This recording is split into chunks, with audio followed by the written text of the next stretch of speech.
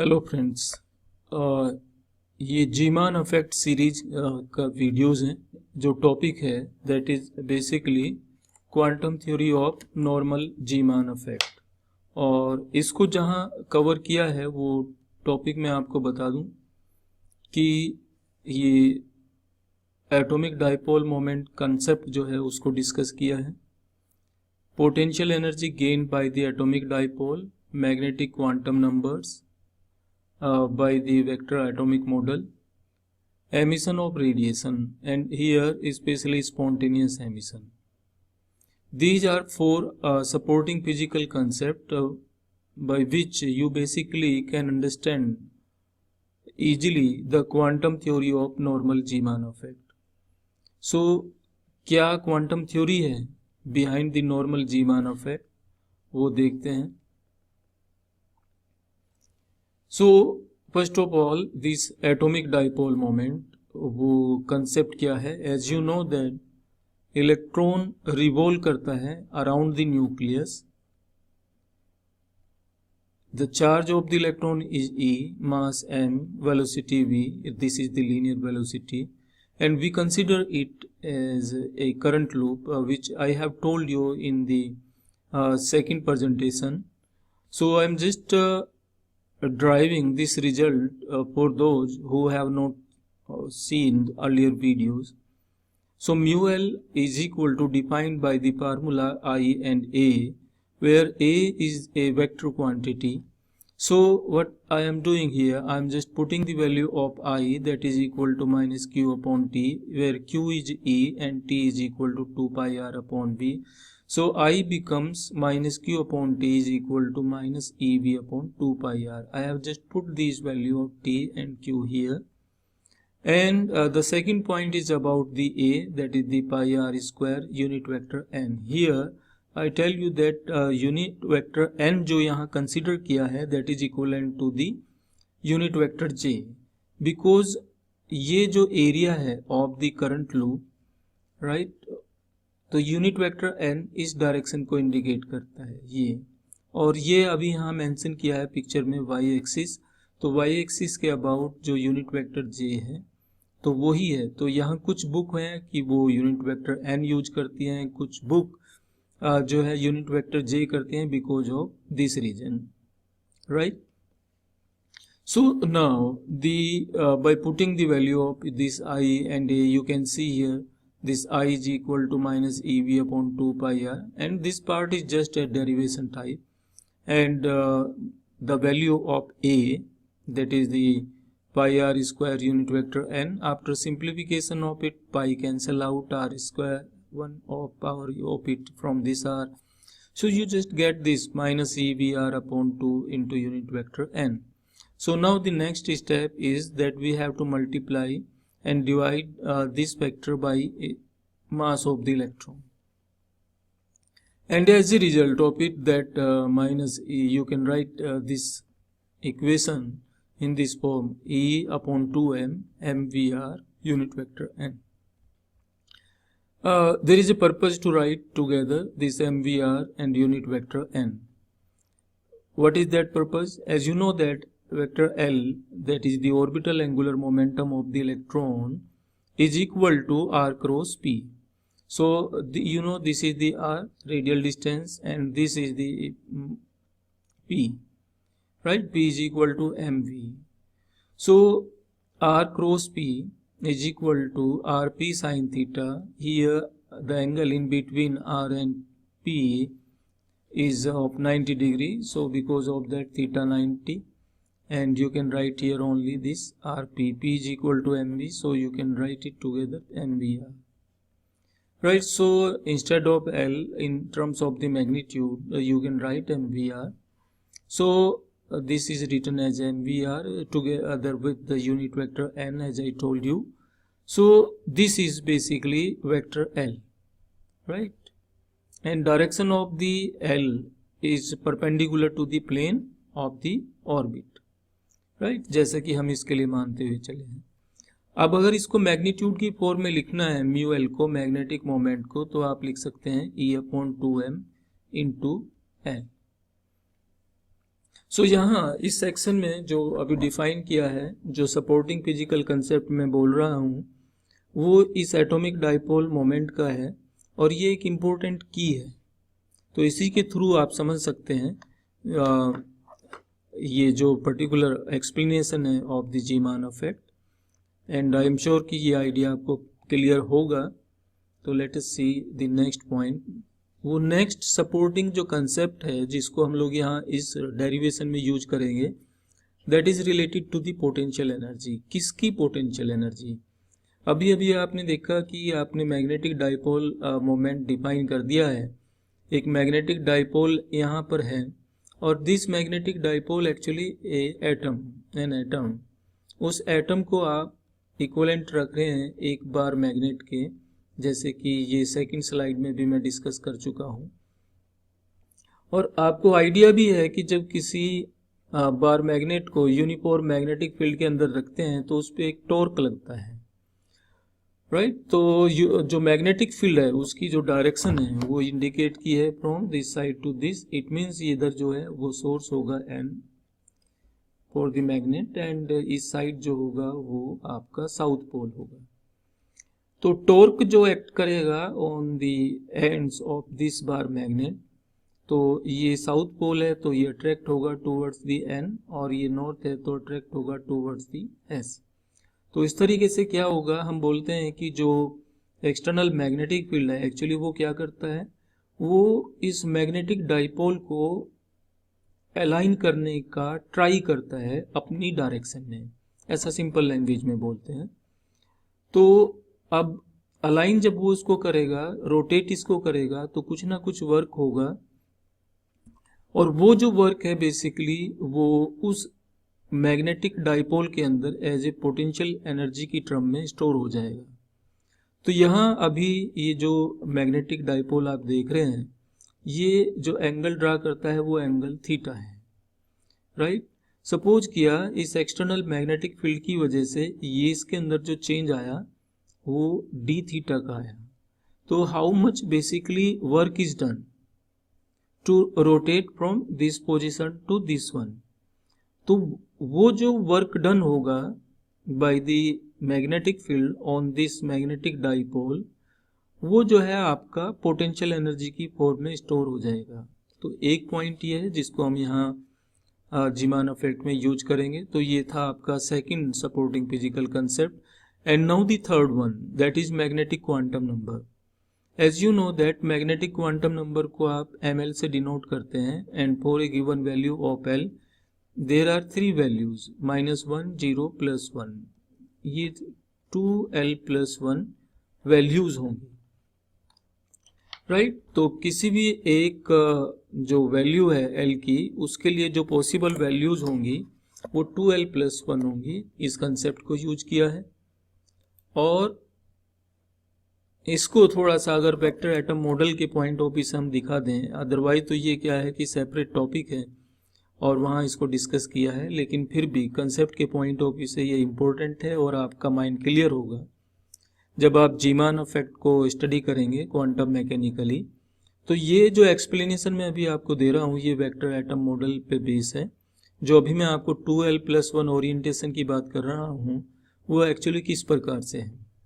तो यहाँ आप अगर देखते हैं तो ये आपका एटम है और ये डिफरेंट ऑर्बिटल्स हैं, आप देख रहे हैं इलेक्ट्रॉन के। तो यहाँ एक किसी को सेलेक्ट किया है, तो जब मैं इस ऑर्बिट को, इस प्लेन को कंसिडर करता हूँ तो इसके परपेंडिकुलर जो होगा आपका वो ऑर्बिटल एंगुलर मोमेंटम होगा, जैसे कि अभी आपको बताया है। तो ये जो है आपका ऑर्बिटल एंगुलर मोमेंटम है। मैग्नेटिक फील्ड आपने जो है वो जेड डायरेक्शन में अप्लाई किया है, तो समटाइम्स क्या है कि उसको बी जेड से भी डिनोट करते हैं, या फिर ऐसा लिखकर कि जेड डायरेक्शन में बी आपने अप्लाई किया है, तब भी ओके है। अब यहाँ ये जो वेक्टर एल है, ऑर्बिटल एंगुलर मोमेंटम है फॉर दिस इलेक्ट्रॉन, उसका जो प्रोजेक्शन है ऑन दिस मैग्नेट, ये जो एक्सिस आपने कंसीडर किया है जिसके अबाउट आपने मैग्नेटिक फील्ड अप्लाई किया हुआ है, उस एक्सिस पर जो प्रोजेक्शन है, जो फील्ड की डायरेक्शन है उस पे जो प्रोजेक्शन है उसको आप ml बोलते हैं, राइट। तो ऑर्बिटल एंगुलर मोमेंटम का जो प्रोजेक्शन है on the this particular axis, और ये पर्टिकुलर एक्सिस इंडिकेट करती है कि आपने मैग्नेटिक फील्ड इस डायरेक्शन में अप्लाई किया है, राइट। तो ऑन द फील्ड डायरेक्शन जो प्रोजेक्शन है उसको आप मैग्नेटिक क्वांटम नंबर से डिनोट करते हैं। ये तो हुआ ml के बारे में। अब जब for a given value of हम बोलते हैं कि L there are 2l+1 possible orientation होंगे, तो वो किस प्रकार से हैं, वो किस तरीके से आप दिखाएंगे। तो नेक्स्ट जो पॉइंट है उसको आप डिनोट करेंगे by this way, this vertical line indicate to the ml, and here this arrow basically these arrows indicate the orbital angular momentum। तो कितने पॉसिबिलिटीज हैं इस L के पास प्रोजेक्शन की ऑन द जेड एक्सिस।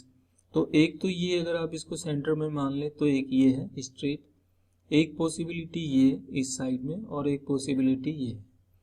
इसका जो projection on ml that indicate +1 value, and इसका जो प्रोजेक्शन है उसकी जो वैल्यू है वो -1 है। तो इस टाइप से जब आप लिखते थे कि for a given value of L is equal to 1, ml की जो वैल्यूज होंगी वो होंगी -1, 0, +1, 3 वैल्यूज, राइट।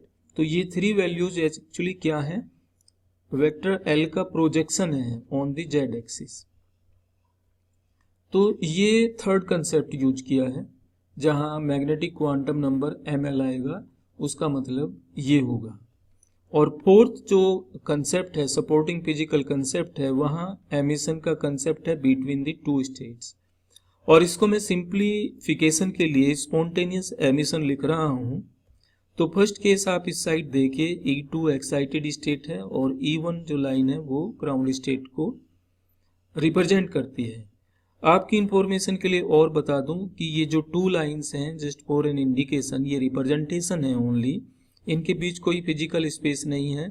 और इसकी और डिटेल अगर आपको चाहिए तो आप वेबसाइट पर जाकर वहाँ लेजर का जो चैप्टर है उसमें ये ग्राउंड स्टेट या एक्साइटेड स्टेट को कैसे डिफाइन करते हैं आप उसको सर्च कर सकते हैं। तो यहाँ atom is in ground state and एक जो लाइट है उसको यहाँ फॉल कराते हैं, ये फोटोन है right on this atom, and as a result this atom get excited and goes into this particular state, जिसको यहाँ रिप्रेजेंट किया है E2 के थ्रू।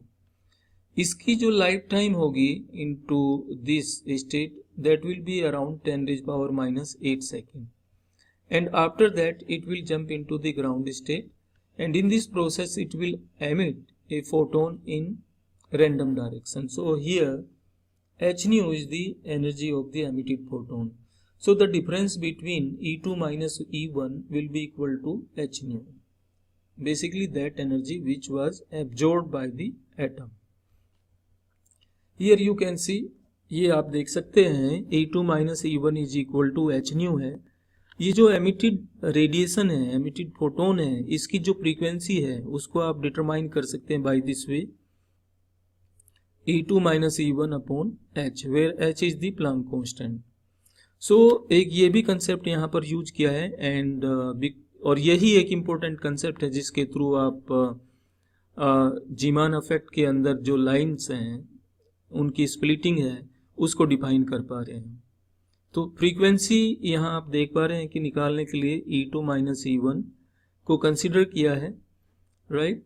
तो E2 और E1 के अंदर अगर कोई भी चेंज आएगा तो वो फ्रीक्वेंसी को अफेक्ट करेगा, राइट, क्योंकि h कांस्टेंट है, प्लांक कांस्टेंट है। तो इसलिए इस टॉपिक में ये 4 सपोर्टिंग फिजिकल कंसेप्ट हैं और इनके थ्रू आप इस टॉपिक को अंडरस्टैंड कर सकते हैं। अब ये नेक्स्ट जो पॉइंट है, एक्चुअल जो पॉइंट है और इसका एक पार्ट है, अब स्टार्ट होगा। नॉर्मल जीमान इफेक्ट में मैग्नेटिक जो डाइपोल मोमेंट है उसको डिफाइन करते हैं -E/2m वेक्टर L। इसको हमने एक यूनिफॉर्म मैग्नेटिक फील्ड में रख दिया जैसा कि मैंने अभी आपको बताया था। तो वहाँ क्या होगा, यहाँ एक टॉर्क यहाँ पे अप्लाई हो जाएगा, एक्ट करेगा ऑन दिस मैग्नेटिक डाइपोल, और उस टॉर्क को जो हम डिफाइन करते हैं उसको cross product of μL cross B के थ्रू डिफाइन करते हैं, राइट। तो ये टॉर्क आप ऐसे फाइंड आउट कर लेंगे, torque is equal to μL B sin theta, right. और बी क्या करता है, अभी जैसे कि मैं आपको पहली स्लाइड्स में बोल रहा था कि बी जो एक्सटर्नल मैग्नेटिक फील्ड है basically that try to align this magnetic dipole in the external magnetic field direction, जो उसकी डायरेक्शन है उसी के अलोंग वो चाहेगा कि उसको अलाइन कर दे। तो इस अलाइनमेंट में जब इसका ओरिएंटेशन चेंज होगा, राइट, तो पहली पिक्चर में जैसे कि मैं आपको दिखा रहा था कि ये कुछ हद तक चेंज होगा। अगर ये इतना चेंज हुआ है, डी थीटा चेंज हुआ है, तो उसमें कितना वर्क करना होगा, राइट। तो वो जो वर्क डन है by the external magnetic field that basically stored in this magnetic dipole.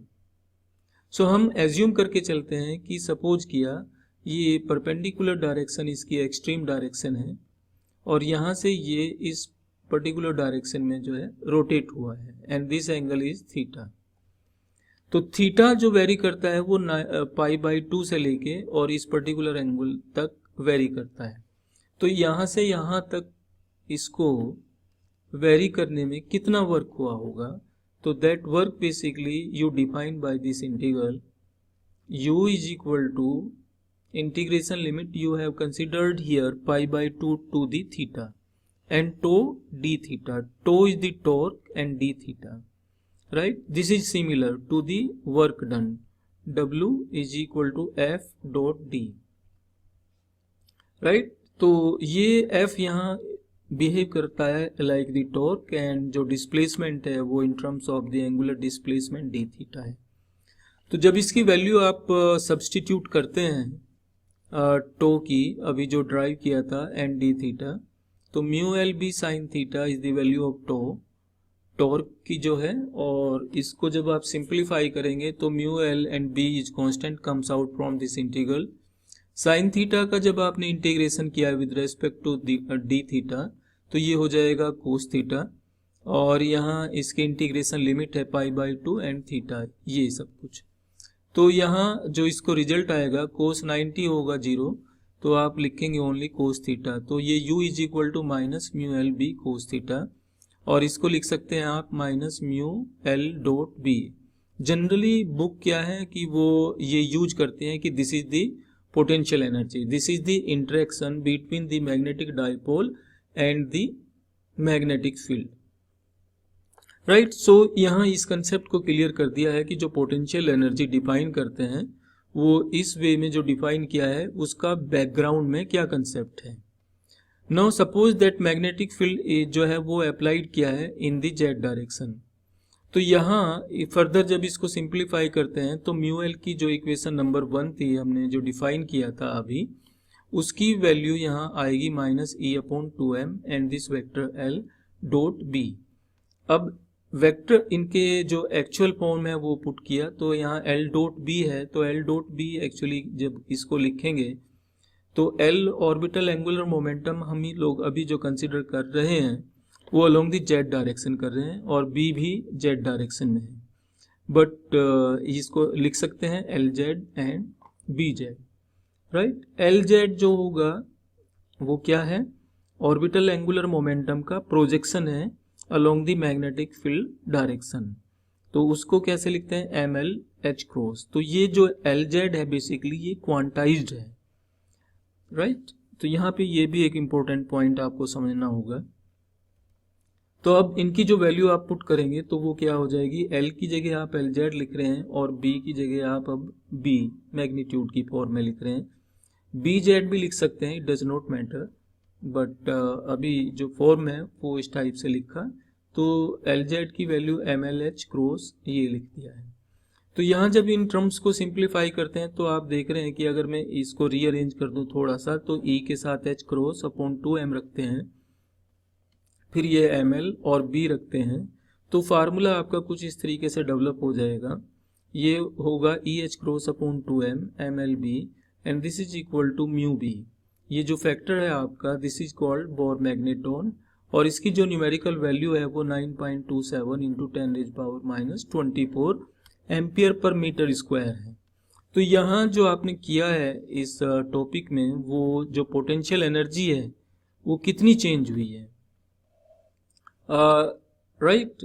तो इसको आप इस फॉर्म में कहें कि इस सेंटेंस को अगर मैं इग्नोर करता हूँ तो ये कहेंगे आप कि जो एनर्जी स्टोर हुई है इनटू दी मैग्नेटिक डाइपोल वो हुआ है mu B M L and B. Mu B अगर आप यहाँ देखते हैं तो E H cross upon 2m है, और ये सारे पैरामीटर जो आप देख रहे हैं ये सब कांस्टेंट हैं। एम एल की value for a given value of L वो भी कांस्टेंट रहेगी। तो you directly depends on the B जो अप्लाइड मैग्नेटिक फील्ड है, राइट। तो यहाँ इस वीडियो में मैं इसको अभी यहीं तक रोकता हूँ, और यहाँ इस जो quantum theory of Zeeman effect है मैं एनर्जी को डिफाइन कर चुका हूँ। तो नेक्स्ट जो पार्ट होगा वीडियो का उसमें इसका स्प्लिटिंग कैसे हुआ है और वो जो एमिटेड रेडिएशन है उसकी frequency on the basis of energy कैसे चेंज हुआ है। तो नेक्स्ट वीडियो में हम लोग ये पार्ट डिस्कस करेंगे। इस ड्यूरेशन में अगर आपका कोई क्वेश्चन है तो यू कैन आस्क, और अभी तक के लिए आपका जो टाइम है उसके लिए मैं आपको थैंक्स करता हूँ। So thanks for your time, thank you so much. और आप देख सकते हैं जो वेबसाइट है अपनी physics.com, वहाँ पर ये वीडियो लेक्चर्स अवेलेबल हैं और दूसरे कुछ पार्ट्स हैं। सो आज के लिए इतना। So thank you.